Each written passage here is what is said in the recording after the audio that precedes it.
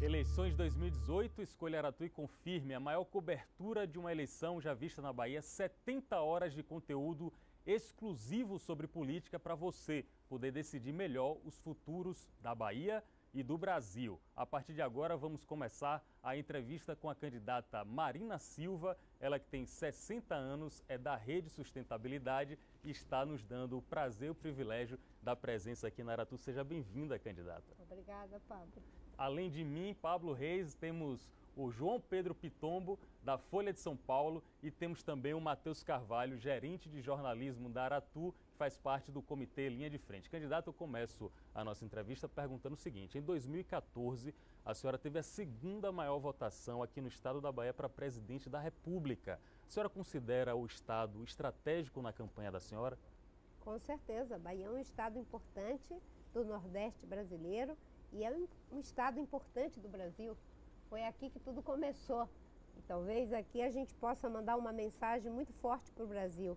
Nesse momento difícil que nós estamos atravessando, é fundamental que a gente compreenda que o Brasil precisa se unir a favor daquilo que nós queremos, que é fazer o país voltar a crescer, gerar empregos. Temos mais de 13 milhões de desempregados, 4 milhões que já desistiram de procurar emprego, um país onde a violência só aumenta. São 63 mil casos de assassinato e agora nós tivemos essa situação bárbara do atentado contra o candidato Jair Bolsonaro, mas essa violência na política, ela deve ser também motivo de preocupação, porque ela vem sendo estimulada há muito tempo. Em 2014 foi a violência verbal, a violência política. Agora nós temos a violência de fato. Já foi assassinada a vereadora Marielle, no Rio de Janeiro, do PSOL, 2 atentados contra apoiadores do presidente Lula e agora essa tentativa com uma faca com o candidato Jair Bolsonaro. Nós temos que aprender uma coisa: não vai ser na força, não vai ser na violência que nós vamos resolver os problemas. E aqui no estado da Bahia, aqui em Salvador, onde as pessoas têm uma atitude amorosa, respeitosa, a gente pode fazer um esforço para ter um novo começo, um começo que seja de luta, mas que seja também de paz. Candidata, a senhora falou de 2 temas muito importantes para os baianos: violência e emprego. A Bahia tem 1.300.000 desempregados. A violência coloca o estado como o maior índice de homicídios do Brasil. Quais propostas efetivas a senhora pode dar? Quais alentos a senhora pode colocar para a população baiana nesses 2 segmentos? Não existe nada pior do que uma mãe de família, um pai de família, mãe seu dia e não saber como é que vai alimentar os seus filhos, porque não tem um trabalho. E nós vamos fazer o Brasil recuperar a credibilidade para fazer os investimentos, para voltar a crescer. E vamos começar por onde é mais fácil gerar os empregos para os que mais precisam: a construção civil, o saneamento básico, a criação de casas populares, fazer casas populares. E no estado da Bahia não se pode deixar de estimular o turismo. Se o país voltar a crescer, vamos ter mais turistas. Se temos mais turistas, nós vamos ter o comércio funcionando e vamos fazer com que as pessoas possam recuperar seus empregos. Mas, além disso, nós vamos apoiar com crédito, com microcrédito, com assistência técnica, os pequenos empreendedores. Hoje as comunidades querem empreender, os jovens querem empreender, as pessoas querem empreender. De cada 10 empreendedores que surgem, 7 são de comunidades, principalmente pessoas negras. Então nós vamos estimular o crédito e o microcrédito de forma acessível, simplificando processos de abrir uma empresa ou de fechar uma empresa, para que a gente volte a aquecer a economia e gerar os empregos que tanto os brasileiros e os baianos precisam. Matheus Candidata, Carvalho, tem sido difícil para a senhora enfrentar algumas patrulhas por ser esquerdista e também evangélica, e em alguns temas é obrigatório escolher um caminho? Primeiro, eu não sou esquerdista, eu sou sustentabilista progressista. Eu nunca me perdi nessa polarização cega esquerda, direita, lado, em cima e embaixo. Eu sempre digo que eu estou à frente. E desde 2010, quando eu fiz a minha primeira campanha, eu dizia que se ganhasse ia governar com os melhores. Porque pessoas boas existem em todos os partidos, mas não só dos partidos. Os melhores da sociedade, da academia, dos movimentos sociais, do empresariado moderno, do bem, e com as pessoas que, graças a Deus, não entraram no doping da corrupção dos partidos. E existem essas pessoas, sim. E, obviamente, que eu tenho dificuldade porque há muito preconceito. Eu acho que o fato de ser de origem humilde, de ser mulher, de ser negra, faz com que o tempo todo as pessoas fiquem desqualificando. Porque quando você vem de uma origem humilde, você tem que o tempo todo ficar provando que sabe, que pode, que entende. Eu não vejo certas perguntas sendo feitas para os outros candidatos, mas o tempo todo eu vejo certas perguntas sendo feitas para mim. Em relação à minha fé cristã evangélica, eu sou da Assembleia de Deus, é engraçado que quando eu era católica, eu sempre tive as mesmas posições. Eu nunca fui favorável ao aborto, nunca fui favorável à liberação das drogas, mas na época que eu era do Partido dos Trabalhadores, ninguém me perguntava isso. Depois que eu virei da Assembleia de Deus, aí passou a ser um tema. Isso é um preconceito, desculpe interromper, é um preconceito contra os evangélicos? O preconceito é fazer generalizações. Você não pode generalizar um comportamento para um segmento como se o fato de algumas pessoas terem essa ou aquela atitude, você dizer, não, todos os evangélicos já são necessariamente atrasados, conservadores, preconceituosos. Eu defendo o Estado laico. E o Estado laico não é Estado ateu. O Estado laico é para assegurar o direito de quem crê, de quem não crê, de quem tem diferente forma de manifestação da sua espiritualidade. Agora, tem muita gente que, às vezes, faz uma generalização. Ninguém nunca viu na minha trajetória política qualquer atitude de preconceito contra direitos humanos, qualquer atitude de querer transformar o Estado brasileiro em um Estado teocrático. A minha vida de 16 anos como senadora, deputada, vereadora, ministra do Meio Ambiente, não tem absolutamente nada que possa dar qualquer insegurança aos brasileiros. Agora, eu sou uma mulher de fé e defendo a minha fé do mesmo jeito que quem não tem fé tem o direito de dizer que não tem. Jornalista João Pedro Pitombo, da Folha de São Paulo, a palavra é sua. Candidata, a senhora vem ao Nordeste pouco mais de uma semana depois da candidatura do ex-presidente Lula ter sido indeferida. Eu queria saber se isso está na estratégia da senhora mirar esse eleitorado que teria como primeira opção votar no ex-presidente Lula. Eu estou indo no Nordeste o tempo todo. Eu estive no estado do Ceará, estive em Pernambuco, estive em vários estados do Nordeste. É a primeira vez que eu estou vendo na Bahia. Porque, como eu disse, eu ando de avião de carreira, não tenho dinheiro. Eu tenho que acordar 4 horas da manhã para pegar voo mais barato. E os debates são intensos, as sabatinas. Então está ficando muito difícil, porque os candidatos que têm muito dinheiro, eles têm um jatinho, eles conseguem em 2, 3 estados por dia, vai no debate, entra no jatinho. Ontem eu tive que sair lá da TV Gazeta correndo, pegar o avião, quase perdi o avião para poder estar aqui na Bahia. Mas eu estou no Nordeste o tempo inteiro, até porque eu tenho raízes nordestinas, fiz questão de convidar minha amiga Luiz Helena para estar comigo hoje aqui na Bahia. Logo, logo eu estarei lá em Maceió, em Alagoas, com a Heloísa. Vou visitando o Nordeste inteiro. Meu pai era do Ceará, eu tenho um amor pela cultura nordestina, Tudo que eu aprendi, os acrianos têm uma origem nordestina muito forte. Mais de 90% da ocupação do Acre foi feita por nordestinos, principalmente por cearenses. Aí, senadora Heloísa Helena, que também está aqui no estúdio e está nos brindando com a presença aqui. Muito obrigado pela presença, senadora, junto com a comitiva da Marina Silva. Eu quero saber da senhora, pergunta da internet, pergunta que veio aqui agora na transmissão ao vivo. Em 2014, a senhora não chegou ao segundo turno, teve uma boa votação na Bahia, mas não conseguiu chegar ao segundo turno. Em 2018, a senhora vem com a terceira candidatura à presidência da República. Os internautas querem saber o que a senhora aprendeu de 2014 a 2018 e de que forma as propostas se modificaram de lá para cá. Aprendi muita coisa. Aprendi que em 2014 não foi uma eleição que aconteceu normal, foi uma fraude. As duas candidaturas que foram para o segundo turno fraudaram as eleições, usando o dinheiro do Caixa 2, roubando dinheiro da Petrobras, dos fundos de pensão, de Belo Monte, da Caixa Econômica, do Banco do Brasil. Quando se usa dinheiro roubado para interferir na eleição, isso é uma fraude. Quando a senhora faz uma declaração dessa, é de um nível de importância muito grande, porque nada garante que nessa eleição também não ocorra uma fraude, ou estou enganado? Nós tivemos uma reforma eleitoral que acabou com o financiamento de empresas, agora é o financiamento de pessoa física com um fundo público. Só que eles institucionalizaram o dinheiro do Caixa 2. De que forma? Aquilo que eles conseguiram, somando o dinheiro que foi declarado com o dinheiro do Caixa 2, eles conseguiram do orçamento público via o fundo eleitoral.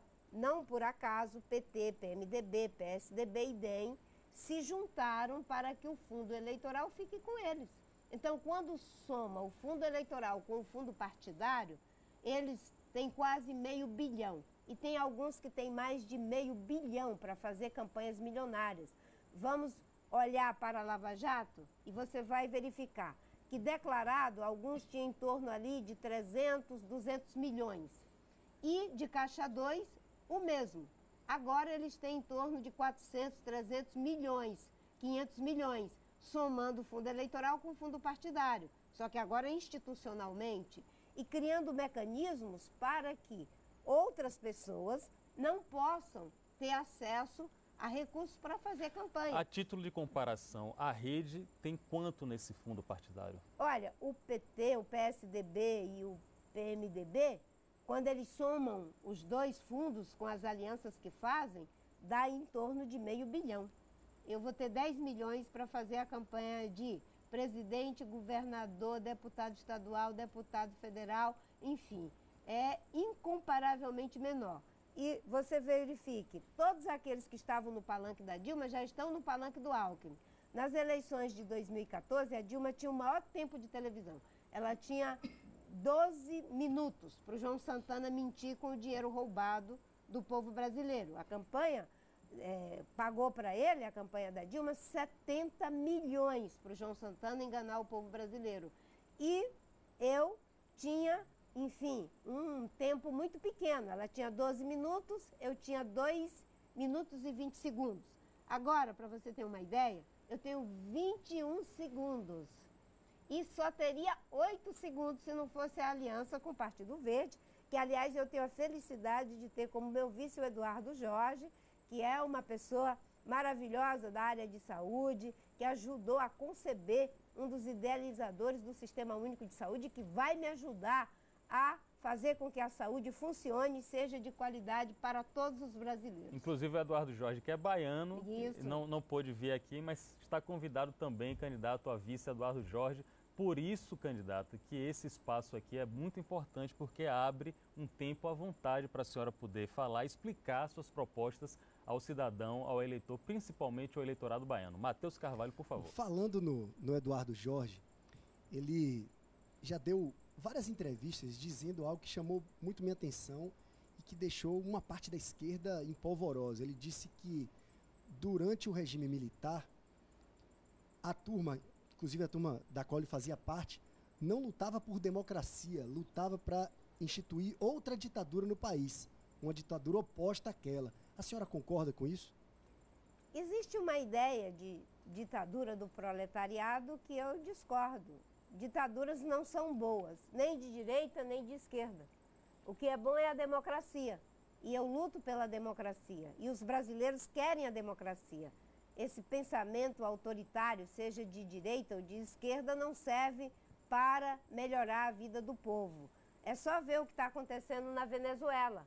Não é? O autoritarismo de esquerda ou de direita sempre prejudica a sociedade. A senhora classifica aquilo como uma ditadura na Venezuela? Ali não existe mais democracia, não existe liberdade política. As pessoas estão sendo presas porque têm uma opinião diferente. O governo se preocupa mais com o seu projeto de poder do que com o projeto de país, se preocupa mais em se manter nas eleições do que com a população. Tanto é que a população está fugindo, indo procurar meio de vida em Roraima, uma situação de calamidade. Ali não é mais uma democracia e o Brasil errou, porque nós somos um país que tem que se orientar por princípios e valores. Quais são os princípios e valores que orientam o Brasil? Defesa dos direitos humanos, defesa da democracia e a autodeterminação dos povos. Infelizmente, por alinhamentos políticos, deixaram a Venezuela ir para o caminho que foi sem fazer uma mediação. Agora nós temos a obrigação de encontrar um caminho diplomático para que a democracia se restabeleça e uma coalizão de país para dar ajuda humanitária aos venezuelanos que estão passando fome, que não têm remédio, que estão desempregados, abandonados à própria sorte. Candidata, a senhora tem uma causa ambientalista muito forte na trajetória política e social. O agronegócio é o principal gerador de empregos no Brasil atualmente. Como é que a senhora vai conseguir, sendo presidente da República, conciliar as suas vocações ambientalistas com a produção do agronegócio brasileiro? É perfeitamente possível integrar as duas coisas. O agronegócio brasileiro só é rentável porque nós somos um país abençoado por Deus, com muita água, com muita terra e terra fértil. Se a gente não cuidar das nossas florestas, nós vamos perder a galinha dos ovos de ouro, que é a nossa chuva. A chuva do Brasil, ela é produzida na Amazônia. Se destruir a Amazônia, o sul, o sudeste e o centro-oeste vão virar um deserto. A Amazônia produz 20 bilhões de toneladas de água por dia. Essa água, metade cai na própria floresta, a outra metade se transforma em vapor e cai no sul, no sudeste e no centro-oeste. Essas secas que nós temos em São Paulo, às vezes em algumas regiões do Brasil, como é o caso do sul, já é fruto dos 20% que foi desmatado na Amazônia. Com o problema das mudanças climáticas, cada vez mais nós vamos ter que juntar economia e ecologia. E a maioria dos agricultores já estão fazendo o dever de casa. Hoje, o que eles querem é que o governo ajude a recuperar as áreas de proteção permanente, a recuperar nascentes, a fazer a despoluição de algumas bacias hidrográficas, a fazer o programa de revitalização do São Francisco, que quando eu era ministra, nós fizemos o programa, depois que eu saí, eles abandonaram. O povo brasileiro já entendeu que se não tiver proteção das florestas, não tem água. Se não tem água, não tem como ter agricultura. E dá para dobrar a produção por ganho de produtividade. É por isso que no meu programa, nós vamos ampliar o acesso às tecnologias da Embrapa, o plantio direto, os sistemas agroflorestais, o sistema lavoura-pecuária, lavoura-pecuária-floresta, que dobra a produção sem precisar desmatar mais. E nós vamos ampliar o crédito, a assistência técnica, o desenvolvimento de novas práticas e tecnologias para que o agricultor familiar, o agricultor médio e grande possam cada vez mais gerar empregos e gerar riqueza para o nosso país. A agricultura brasileira tem um peso muito grande na nossa balança comercial e nós só não estamos piores com o desemprego por causa da agricultura. Dentro desse assunto, eu tenho duas perguntas em uma só. Quando a senhora foi ministra, a senhora tem um reconhecimento internacional que houve uma redução na quantidade de área desmatada no Brasil. Primeira pergunta, por que é tão difícil convencer os grandes produtores de que desmatar fica ruim para eles? E segundo, qual o nível ideal do equilíbrio entre agricultura familiar em percentual e grandes produtores agropecuários? O que é que a senhora vê como um equilíbrio ideal nessa balança aí? Que tem um lugar para todos. Um país com 8 milhões de quilômetros quadrados tem lugar para o grande, para o médio, para o pequeno, para o pescador artesanal, para o pescador industrial, tem lugar para o extrativista, tem lugar para o índio. O que não pode é a gente achar que vai ter lugar só para um grupo. E, óbvio, no Brasil, nós podemos sim integrar economia e ecologia, gerar emprego, gerar renda, criar um novo ciclo de prosperidade. Sabe qual é o novo ciclo de prosperidade para o Brasil? É usar o vento, é usar o sol.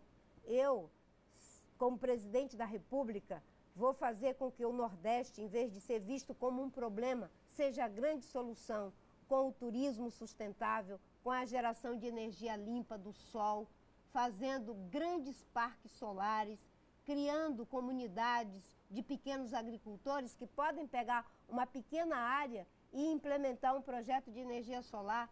E além de criar uma cabra, criar uma vaca, uma galinha, um porco, mandioca, milho, arroz, ele vai ter também uma renda em função dessa quantidade de energia que ele vai poder botar no sistema.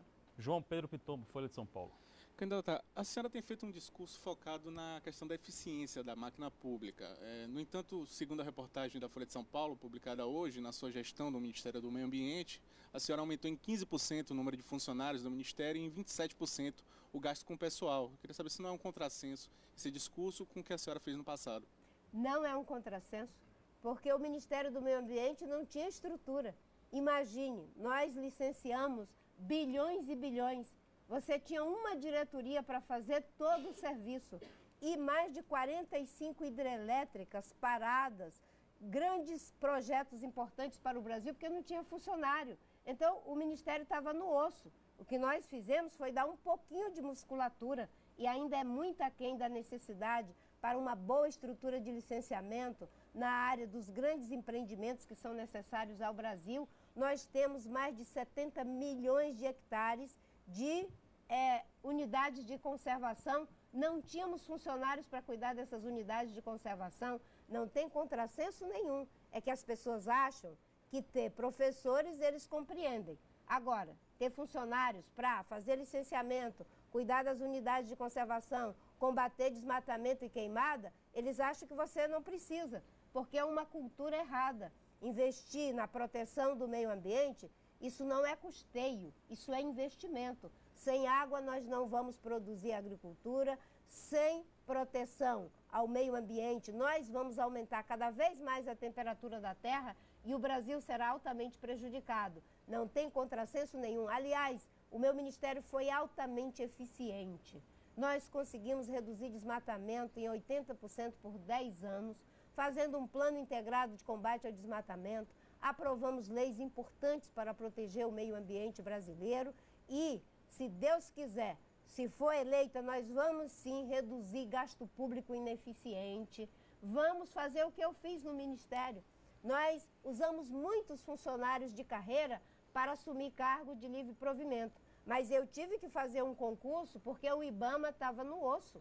Não tem como proteger o meio ambiente com um órgão ambiental que tem que cuidar do país inteiro, um país com 8 milhões de quilômetros quadrados, que tem que proteger a Mata Atlântica, o Cerrado, o Pantanal, a Caatinga, sem ter funcionário. Isso é um contrassenso. Matheus Carvalho. Candidata, a senhora disse ontem no Twitter que o que vai nos defender contra a violência não é uma arma na nossa mão, é amor e respeito uns pelos outros. No debate contra o candidato Bolsonaro na Rede TV, a senhora reforçou isso numa resposta curta e grossa: sou contra o uso de armas pelo cidadão. Aí no dia seguinte a esse debate, resgataram uma entrevista da senhora na revista Marie Claire, dizendo que nunca sofreu abuso sexual, nenhum tipo de violência na época em que morava no Acre, porque a família tinha uma espingarda. Isso seria uma contradição? Não. Isso é algo que é muito triste. Minha mãe morava no meio da floresta com meu pai, com 7 filhas. Nós vivíamos num regime de semi-escravidão. A gente trabalhava, produzia o látex, vendia para o patrão por um preço baixinho e comprava as mercadorias por um preço muito alto. A gente nunca conseguia pagar a conta. Minha mãe, para ajudar meu pai a pagar a conta, mandou que a gente ajudasse a cortar seringa. A gente andava em média 14 quilômetros por dia na floresta. Eu ia com uma irmã mais nova do que eu por uma estrada de seringa, minha irmã mais velha com outra irmã e meu pai em outra estrada. E minha mãe tinha medo de estupro, sim. E ela achava que se a minha irmã mais velha, que era mocinha, carregasse uma espingarda, que na maioria das vezes não tinha cartucho, isso poderia dissuadir alguém de fazer alguma violência contra a minha irmã. Eu quero ser presidente da República para que nenhuma mãe tenha que se iludir de que uma arma sem cartucho pode dissuadir um agressor. E a maior prova disso é que o candidato Bolsonaro, com policiais federais, com PMs, com segurança pessoal. Uma pessoa com uma faca chegou perto dele e cometeu aquela atrocidade. O que defende a gente é amor no coração, respeito à vida, respeito à dignidade. Como eu vivi durante a minha infância, que eu nem entendia o que poderia ser um estupro. Uma criança de 10 anos não sabe dessas coisas, né? E eu vi a minha mãe morrendo de medo de coisas que eu não entendia, porque a gente não entende ainda a sexualidade quando se é criança. Eu quero ver uma criança ser tratada como criança, não quero ver uma mãe iludida de que uma arma pode proteger a sua família, pode proteger a sua casa. O que protege as pessoas é um sistema de segurança que respeite o cidadão, que forme os policiais, que pague um salário justo e que se tenha um trabalho integrado entre o governo federal e o governo estadual. Não é uma arma na mão, é amor no coração, é respeito pelas instituições. Bom, no debate de ontem, o jornalista Augusto Nunes fez uma pergunta relacionada ao presidente Lula. Se a senhora considerava que ele realmente cometeu atos de corrupção. E na resposta, a senhora falou de outros casos, falou do Aécio Neves, falou do Michel Temer, mas não foi tão enfática com relação à pergunta se, de fato, na opinião da senhora, o presidente Lula cometeu atos de corrupção e está preso de maneira justa. O que a senhora pensa sobre isso? Ele realmente está preso de forma justa? A Operação Lava Jato deu uma grande contribuição para o Brasil, desmontando um sistema de corrupção institucional, endêmico e sistêmico no Brasil, que vem de longe. O presidente Lula cometeu erros e está pagando pelos seus erros. Foi isso que eu disse. Mas quando alguém já está preso pagando pelos seus erros, numa democracia a gente não fica tripudiando do preso. Houve uma investigação, houve uma condenação em segunda instância e ele está pagando pelos erros que cometeu. O que eu disse é que nós precisamos acabar com 2 pesos e 2 medidas. Quem cometeu erro e está pagando, já está pagando. Não precisamos ficar tripudiando de ninguém. Agora vamos olhar para os que estão esgravatando os dentes, rindo da cara da população brasileira, como é o caso do Michel Temer, dentro do Palácio do Planalto, como é o caso do Moreira Franco, como é o caso do Padilha, como é o caso do Aécio Neves, como é o caso do Renan Calheiros, do Romero Jucá e mais 200 que estão tripudiando dos brasileiros porque tem foro privilegiado. É isso que eu disse. Quem já está pagando, está pagando. E eu não acho que houve golpe, não acho que a Polícia Federal está cometendo injustiças. Ela está fazendo o seu trabalho. Agora, eu não trato justiça como vingança. Justiça, para mim, é reparação.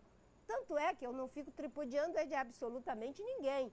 Eu quero ver o povo de Alagoas elegendo a Heloísa Helena para substituir o Renan Calheiros por uma mulher honrada, trabalhadora, e que a justiça seja feita. Por isso que a minha reforma política, eu defendo o fim do foro privilegiado, criminalização do Caixa 2 e que a gente acabe com a reeleição para presidente, governador e prefeito e que só sejam 2 mandatos para o legislativo. É assim que nós vamos contribuir para acabar com a corrupção e melhorar a qualidade da política. Candidata, a senhora acabou de falar de reforma política, que é um assunto que interessa aos milhões de cidadãos brasileiros. Mas tem outros assuntos, outras reformas que foram colocadas em prática no governo Temer.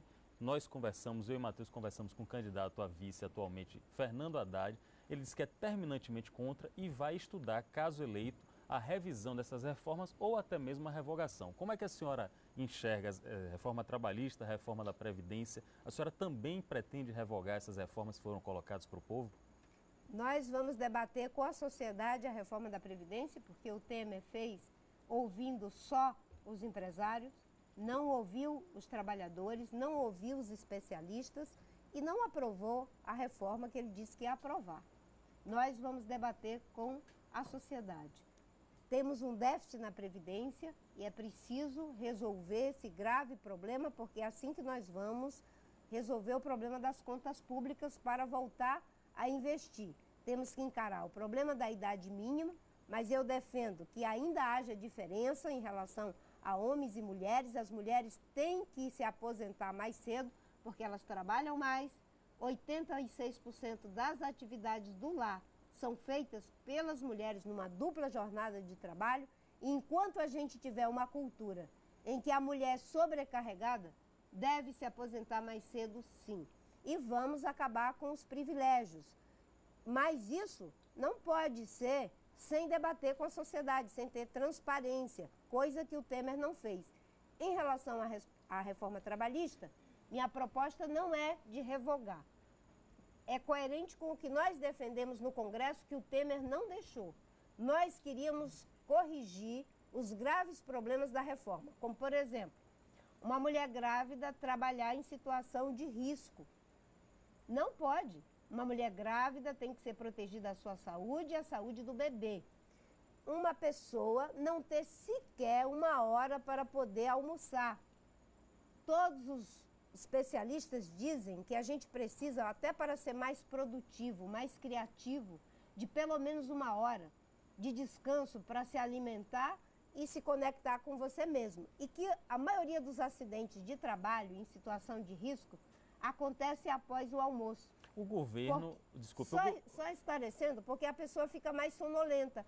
E a proposta do Temer diz que pode ser apenas meia hora. Se for uma escolha em comum acordo com o empregado e o Mas empregador. não é uma escolha, porque quem está numa situação difícil, com medo de perder o emprego, vendo a sua família passar fome, se o patrão pressiona para que ela atenda apenas meia hora, ela vai fazer. Mas o Estado está aí para proteger o direito das pessoas. E a outra coisa que nós vamos rever é a questão do acesso à justiça. Pela nova lei, diz que a perícia técnica é responsabilidade de quem entrou com a causa. Imagine uma pessoa que ganha salário mínimo ou uma pessoa que está numa situação de trabalho escravo, ela faz a denúncia e aí diz, você vai ter que pagar a perícia técnica. Você acha que uma pessoa que ganha salário mínimo tem como pagar uma perícia técnica? Uma pessoa que está em condição de trabalho escravo vai pagar uma perícia técnica? Isso é reduzir o acesso à justiça. Então, essas atrocidades nós vamos corrigir. E vamos fazer a reforma política e a reforma tributária, descentralizando recursos do governo federal para os municípios. Vamos também fazer com que nessa reforma tributária, aqueles que ganham menos não tenham que pagar mais impostos. Vamos acabar com a injustiça tributária e vamos fazer com que haja uma simplificação de tributos com descentralização. João Pedro, mais uma pergunta. Candidata, queria falar um pouquinho sobre segurança hídrica, que é um tema muito caro à população do semiárido aqui da Bahia, do Nordeste em geral. Hoje você tem no governo federal em estudo alguns grandes projetos de transposição, pelo menos 2 eixos dessa transposição, um que seguiria para o Piauí, outro que viria aqui para a Bahia, para a região dos rios Itapicuru e Vaza Barris. Alguns outros candidatos, isso também está em estudo no Ministério, falam em uma nova transposição entre o Rio Tocantins e o Rio São Francisco. Eu queria saber, se eleita, se a senhora vai apostar nesses grandes projetos ou se vai pensar essa questão da segurança hídrica em projetos de menor porte. Você pode combinar grandes projetos. Eu fiz o licenciamento da transposição do Rio São Francisco. Acho que é a licença mais difícil já dada em toda a história do Brasil. Chama-se transposição do Rio São Francisco. E só foi possível fazer porque ali existiam pessoas com credibilidade e respeito da sociedade brasileira. Infelizmente, depois que eu saí do Ministério do Meio Ambiente, abandonaram o programa de revitalização do São Francisco.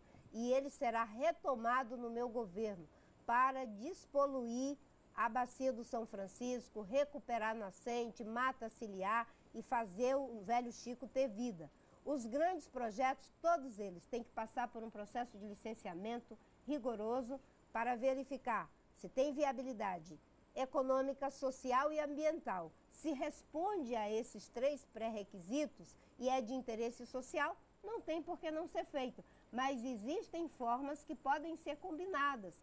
Por exemplo, para o atendimento de água de populações em situação difusa ou de comunidades isoladas, você pode ampliar o programa das cisternas de placa. Você pode fazer programas de recuperação de nascentes, de pequenos córregos que o pessoal da ASA, da Articulação do Semiárido, já provou que é possível fazer essa recuperação de alguns rios e córregos e nascentes. Nós vamos trabalhar com várias práticas integradas para que o semiárido aprenda a conviver com o semiárido. No semiárido nós não temos a ausência material de água. Ela existe, muitas vezes no lençol freático ou por outras medidas que podem fazer com que a população tenha acesso à água. Nós vamos trabalhar para que os produtores pequenos e grandes produtores tenham acesso à água. Mas isso tem a ver com plano de revitalização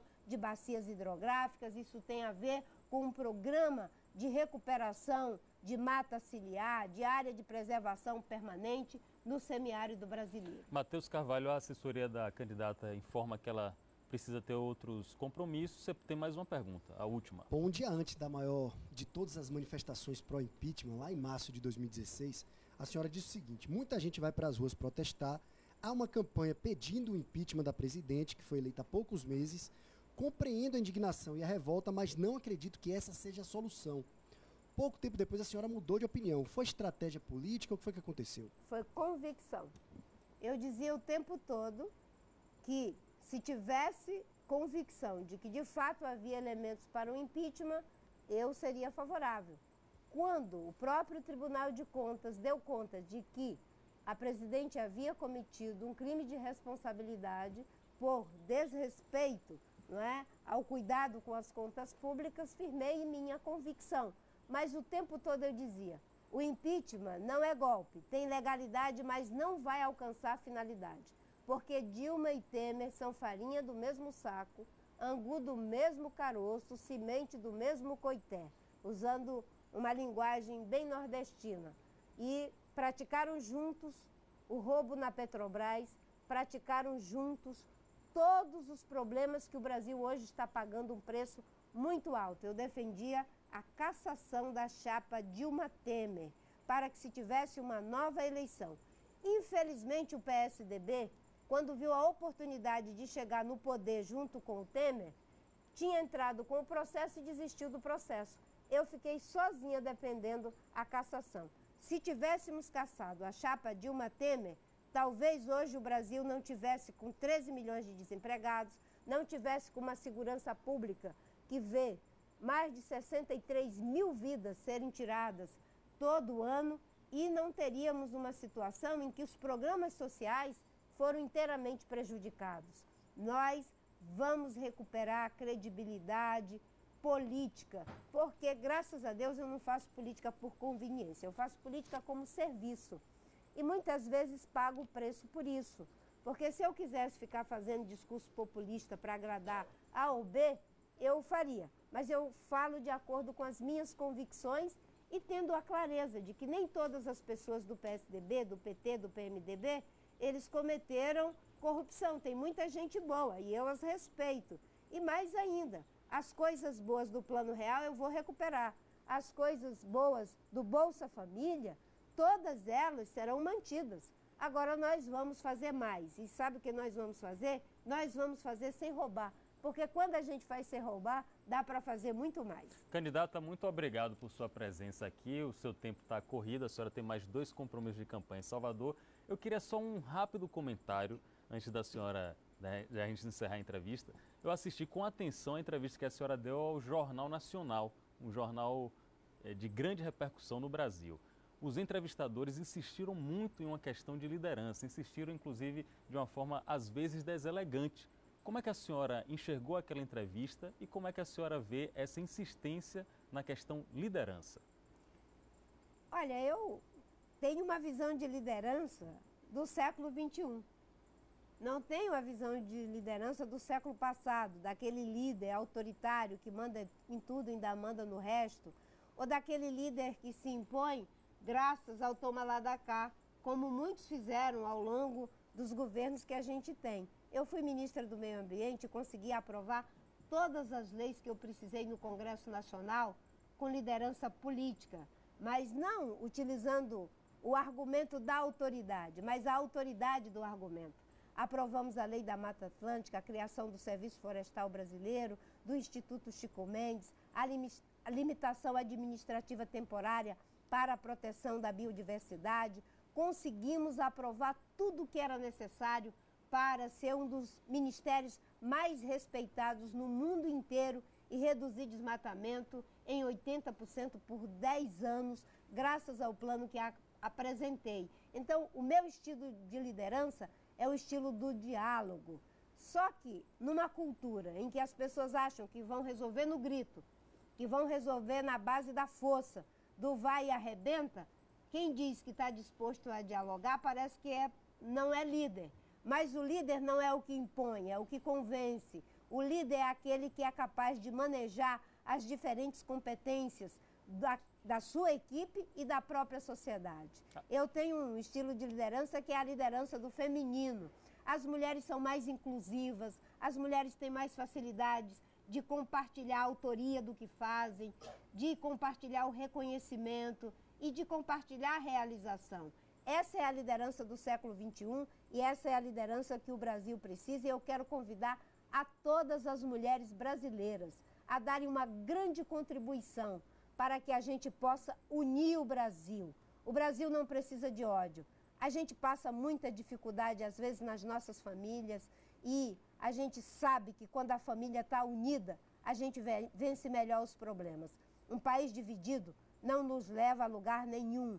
E eu quero ser presidente da República, para que nenhuma mulher seja mais subestimada, para que ninguém diga que a gente não pode, que a gente não sabe, que a gente não é. A gente sabe, a gente pode e a gente é, só que de uma forma diferente. Essa é a candidata Marina Silva, da Rede Sustentabilidade, esteve conosco aqui de forma democrática, cidadã, conversando sobre os assuntos que interessam a você aqui no nosso projeto Linha de Frente.